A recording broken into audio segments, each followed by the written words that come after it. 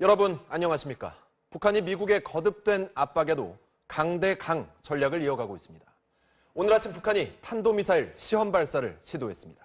일단 발사 직후 폭발에 실패한 것으로 분석됐지만 마이크 펜스 미국 부통령의 방한 일정에 맞춰 기습 도발을 감행한 것으로 보입니다. 먼저 전동혁 기자입니다. 북한이 오늘 오전 6시 20분쯤 함경남도 신포 일대에서 미사일 발사를 시도했다고 우리 군 합동참모본부가 밝혔습니다. 합참 관계자는 우리 이지스함이나 탄도탄 레이더에 포착된 궤적이 없어 미사일은 정상 비행을 하지 못하고 실패한 것으로 추정된다며 미사일 종류나 발사수 등 정확한 정보를 분석 중이라고 설명했습니다. 미국 태평양 사령부도 북한이 미사일을 발사했지만 발사 직후 폭발한 것으로 확인됐다고 밝혔습니다. 북한의 미사일 도발은 마이크 펜스 미국 부통령 방안에 맞춰 이뤄졌습니다. 북한은 미중 정상회담을 하루 앞둔 지난 5일에도 같은 장소에서 북극성 2형계열로 추정되는 미사일을 발사했습니다. 정부는 북한의 미사일 도발 직후 김관진 국가안보실장 주재로 국가안전보장회의를 열어 대응책을 논의했습니다. 북한이 추후 핵실험과 대륙간 탄도미사일 ICBM 발사 등 전략적 도발에 나서면 견딜 수 없을 정도의 징벌적 조치로 맞서겠다는 공식 입장을 밝혔습니다. 또 주요 정당 대선 후보들은 한 목소리로 오늘 북한의 미사일 도발을 규탄했습니다. MBC 뉴스 전동혁입니다. 북한은 어제 열병식에서 신형 무기를 대거 공개했죠. 바로 다음 날인 오늘 미사일 발사를 전격 감행한 건데 그 속내는 뭘까요? 또 추가 도발 가능성은 없을까요? 이어서 김세로 기자입니다. 북한은 어제 김일성 생일인 태양절을 맞아 신형 대륙간 탄도미사일 등을 열병식에서 선보이며 무력 과시를 했습니다. 이어 오늘은 외신 기자들이 대거 평양에 머무르고 있는 상황에서 미사일 도발까지 감행했습니다. 북한의 이런 움직임은 미국의 군사적 압박이 거센 상황에서도 주도권을 잃지 않겠다는 시위용이라는 분석이 나옵니다. 핵이나 미사일 전략에 대해서 현재 정세에 굴하지 않고 본인들의 유리한 고지를 점하기 위한 것으로. 전문가들은 오는 25일 인민군 창건 85주년을 앞두고 추가 도발이 뒤따를 것으로 분석하고 있습니다. 단거리 미사일 시험 발사나 군사훈련 같은 저강도 도발이 일단 예상되지만 정세 변화에 따라 핵실험이나 ICBM 시험 발사 같은 고강도 도발 가능성도 배제할 수 없다는 관측입니다. 북한도 또 강하게 맞선다는 항상 북한 특유의 벼랑 끝 전술을 보이기 때문에 이번에도 아무래도 그럴 가능성이 굉장히 높아 보입니다. 이런 가운데 북한이 어제 열병식에서 공개한 대륙간 탄도미사일은 외형상으론 러시아제 신형 토폴M이나 중국 둥펑 계열과 흡사하지만 모형을 공개한 일종의 기만 전술일 것이라는 주장도 나오고 있습니다. MBC 뉴스 김세로입니다. 이 같은 북한의 미사일 위협에 대응해 우리 군도 방어체계 구축에 속도를 내고 있습니다.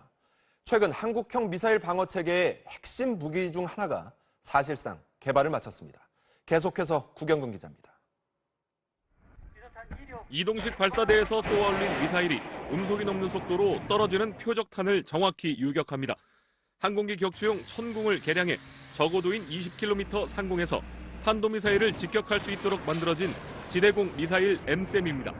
군 당국이 지난해 초부터 최근까지 10여 차례의 모의 요격 등 시험 평가를 진행한 결과 발사 고도와 명중률 등 작전 요구 성능을 충족한 것으로 알려졌습니다.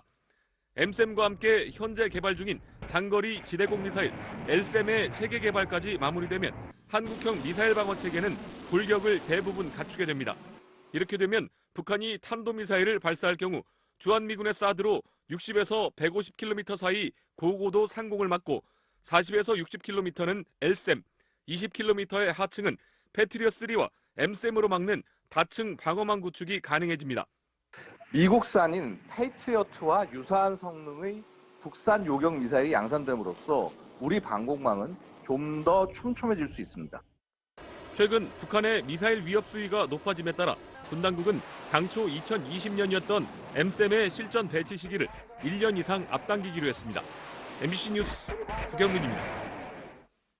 미국 펜스 부통령이 오늘 오후 한국에 도착했습니다. 한국에 오는 비행기 안에서 북한 미사일 도발 사실을 보고받았다고 하는데 내일 황교안 대통령 권한대행과 만나 안보 현안을 논의합니다. 이 소식은 김지훈 기자입니다. 펜스 미국 부통령은 전용기 편으로 오산 미 공군기지에 도착했습니다. 미국 트럼프 행정부 출범 이후 방한한 최고위급 인사입니다. 인성난 외교부 1차관과 빈센트 브룩스 주한 미군 사령관 등의 영접을 받은 펜스 부통령은 서울 국립현충원부터 찾았습니다. 아버지가 한국전 참전 용사이기도 한 펜스 부통령이 첫 일정을 국립현충원 참배로 잡은 것은 한미동맹과 대북 공조에 있어 상징적인 의미가 적지 않다는 분석입니다. 펜스 부통령은 내일 황교안 대통령 권한대행을 만납니다. 북한의 도발에 대한 대응과 사드 배치, 중국의 경제 보복 등 현안을 논의할 것으로 보입니다. 한미 양국은 면담 결과를 공동 발표하는데 발표 문에는 북한을 향해 강력한 경고 메시지가 담길 것으로 전망됩니다. 이번 방안은 미국이 한국을 배제한 채 한반도 문제를 논의할 것이라는 이른바 코리아 패싱에 대한 우려를 불식하는 계기가 될 것으로 보입니다. 결국은 한반도 상황, 즉 한미동맹을 중심으로 이 문제를 처리해야 된다는 입장이 한미 간에 상당히 공유되고 있는 것으로 파악이 됩니다. 펜스 부통령은 2박 3일의 방한 일정을 마친 후 일본과 인도네시아, 호주 등을 차례로 방문할 예정입니다. MBC 뉴스 김지훈입니다. 중국도 북한의 숨통을 점점 옥죄고 있습니다. 어제 자국역에 끼해 평양 노선을 폐쇄했다는 보도 전해드렸는데 오늘은 최대 국영 여행사가 북한 관광상품 판매를 중단했다는 소식이 들어왔습니다. 베이징 금기종 특파원입니다. 베이징 도심에 있는 중국 국제여행사 사무실. 중국 최대 규모의 국영 여행사인데 돌연 북한 관광상품 판매를 중단했습니다.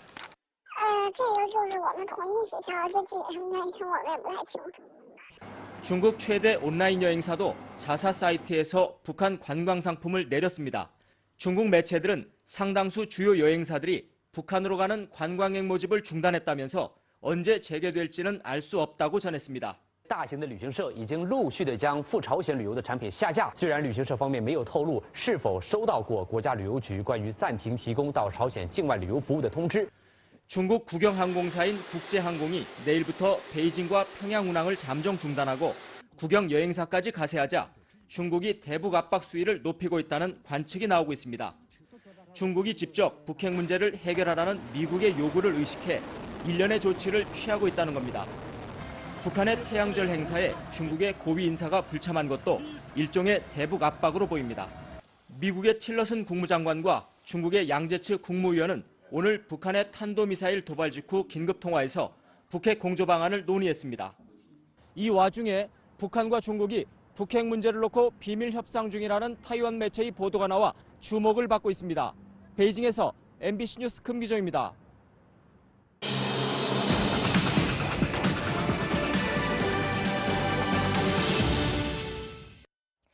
19대 대통령 선거 후보 등록이 끝났습니다. 오늘 자정부터는 공식 선거운동이 시작되는데요. 각 당 후보들은 정책 공약 발표와 종교계 표심 잡기 등으로 분주한 하루를 보냈습니다. 장성호 기자가 보도합니다. 더불어민주당 문재인 후보는 수도권 광역 급행열차 증설과 알뜰 교통카드 도입, 대도시권 광역교통청 신설 등 교통 공약을 발표했습니다.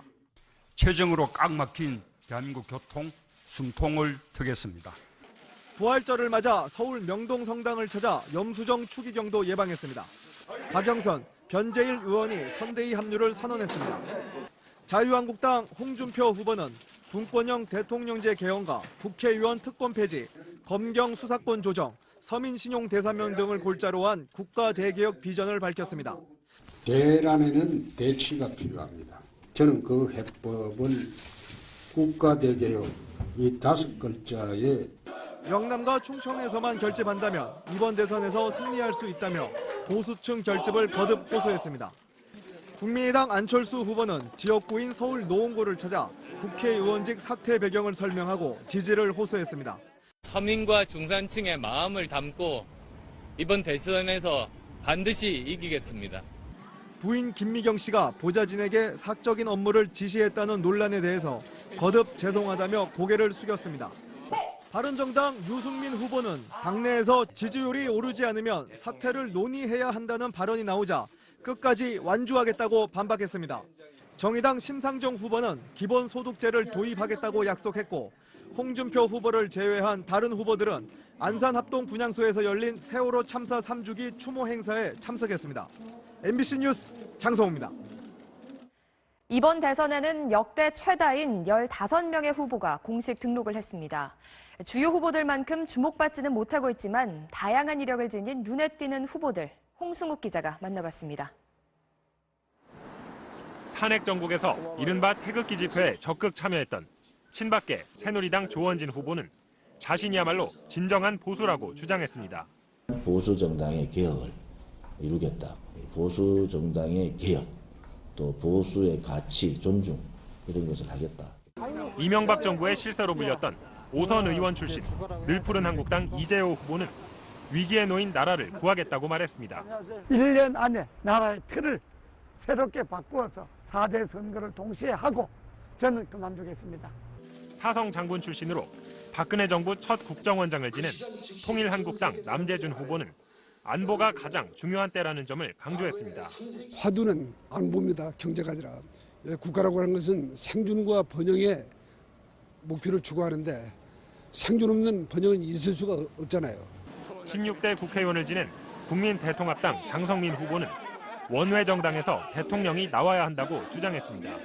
모든 국민과 모든 정당으로부터 초당적인 통합 내각을 구성할 수 있다는 점에서 훨씬 삼권 분립에도 더 취합하다, 부합하다. 지난 2011년 국회에서 최루탄 투척 사건을 일으켰던 민중연합당 김선동 후보도 등록을 마쳤습니다.